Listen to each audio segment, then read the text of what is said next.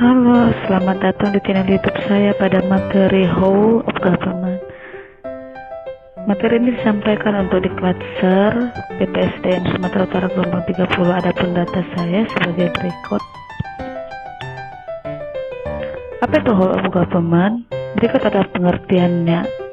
Nah, dengan pendekatan penyelenggaraan yang tekankan pada secara kolaboratif keseluruhan sektor untuk mencapai tujuannya ada 3, yaitu sebagai berikut. Maka apa penyebabnya muncul WOG? Yang pertama, faktor eksternal, dorongan publik yaitu dari masyarakat, perkembangan teknologi informasi, dan dinamika kebijakan yang berada dalam lingkup publik atau masyarakat.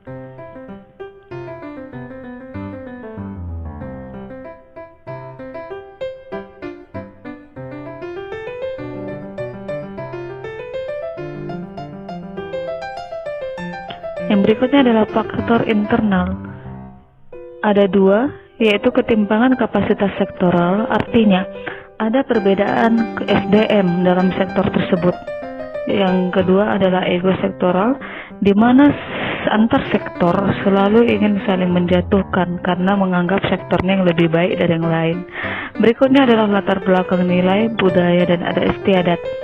Nilai-nilai ini yang sudah biasa dalam setiap sektor, sudah secara permanen. Berikut juga budaya dan ada istiadat yang biasanya berlaku dalam masyarakat atau sektor tersebut dan bisa mempengaruhi whole of government.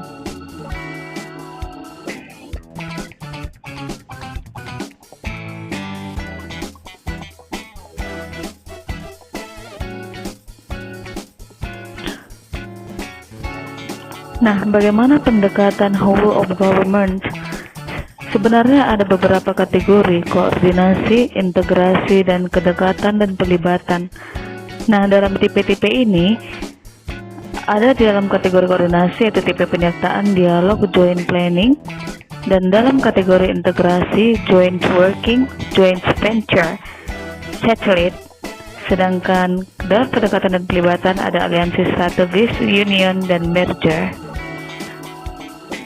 Cara pendekatan whole of government yang tepat adalah yang pertama, penguatan koordinasi antar lembaga, yaitu saling kerjasama antar lembaga dalam suatu pemerintahan. Yang berikutnya, membentuk lembaga koordinasi khusus, di mana lembaga koordinasi khusus ini mendapatkan perintah langsung dari pemerintah dan melaksanakan tugas tertentu.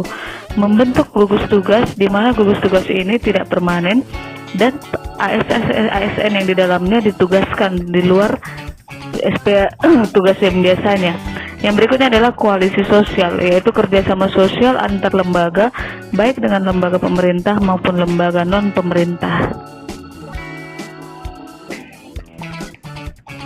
Apa tantangan whole of government? Yang pertama adalah kapasitas SDM dan institusi. Kenapa? Karena kapasitas SDM dan institusi itu tidak merata, terjadi ketimpangan, ada yang lebih dan ada yang kurang. Yang berikutnya, nilai dan budaya organisasi yang berbeda dari tiap sektor. Nah, nilai dan budaya ini sangat mempengaruhi dan bisa menghalangi terjadinya whole of government. Yang berikutnya adalah kepemimpinan, di mana ada sifat-sifat yang berbeda dari setiap pemimpin dalam menerima whole of government, baik itu yang menerima maupun yang menolak. Dan praktek whole of government dalam pelayanan publik, yaitu pelayanan yang bersifat administratif, yaitu dalam bagian perkantoran, tata usaha, dan lainnya. Pelayanan jasa, misalnya pelayanan dalam hal yang bukan berupa barang, di mana jasa ini meliputi pelayanan terhadap masyarakat. Pelayanan barang, yaitu pelayanan yang meliputi barang dan benda-benda, surat menyurat, dokumentasi, dan lainnya. Berikutnya pelayanan regulatif, yaitu pelayanan peraturan yang diberikan kepada masyarakat oleh pemerintah.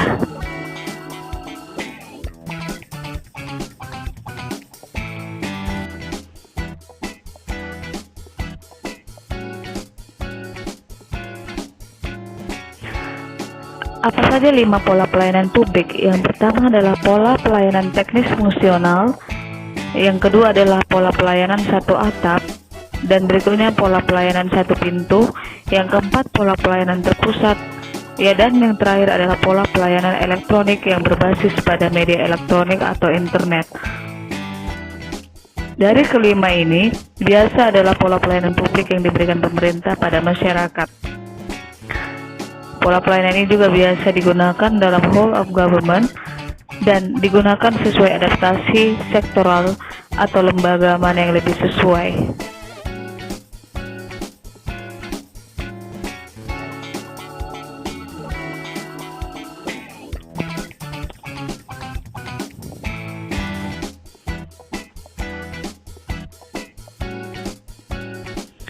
Contoh pola pelayanan elektronik adalah situs sihobas.online yang dilaunching oleh Dinas Kependudukan dan Catatan Sipil Pemerintah Kabupaten Simalungun. Sihobas.online membantu masyarakat mempermudah pengurusan administrasi di Sdukcapil melalui ini. Nah, teman-teman, berikut pembukaan portal dari Sihobas Online yang dilaunching oleh Disdukcapil Pemkab Simalungun. Nah, berikut adalah jam pelayanannya, jenis-jenis layanan yang diberikan kepada warga. Jadi tinggal mengklik detail ya, membuka langsung salah satu layanan dan langsung mendaftarkan secara online. Setelah itu akan diselesaikan dalam 1 atau 2 hari. Mudah dan praktis ya. Lalu bagaimana penerapan WUG di Indonesia? Ada 4 cara, yaitu yang diambil dari 4 pendekatan WUG pada slide sebelumnya, yakni penguatan koordinasi antar lembaga, yang kedua membentuk lembaga koordinasi khusus oleh pemerintah, ketiga membentuk gugus tugas yang sifatnya tidak permanen yang dapat diberhentikan sewaktu-waktu, dan yang terakhir melakukan koalisi sosial dengan kelompok bisnis dan kelompok masyarakat yang ada baik swasta maupun pemerintah.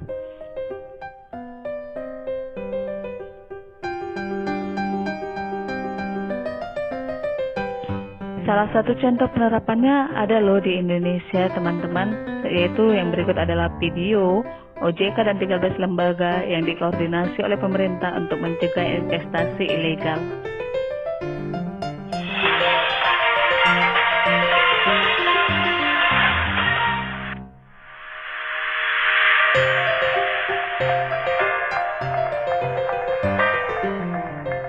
Selamat pagi dan selamat datang pada acara penandatanganan kerjasama Satgas Waspada Investasi hari ini Jumat 25 Mei 2018. Seperti kita ketahui, total kerugian selama ini sejak 10 tahun terakhir sudah mencapai lebih dari 100 triliun. Investasi ilegal itu seperti virus yang tidak bisa kita hilang sama sekali. Mungkin virus itu tidak akan menyebar begitu ganas kalau kita kuat.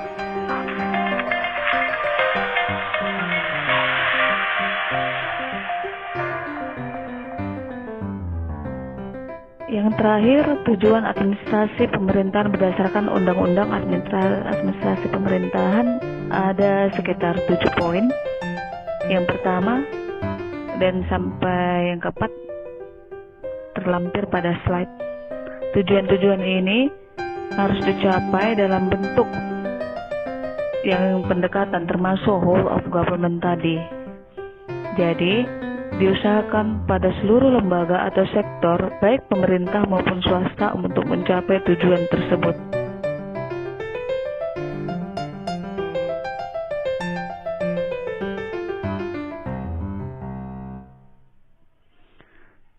Nah, ini adalah 3 tujuan terakhir yang disampaikan, yaitu termasuk perlindungan hukum, ketentuan peraturan undang-undangan AUPB, dan memberikan pelayanan yang sebaik-baiknya kepada warga masyarakat.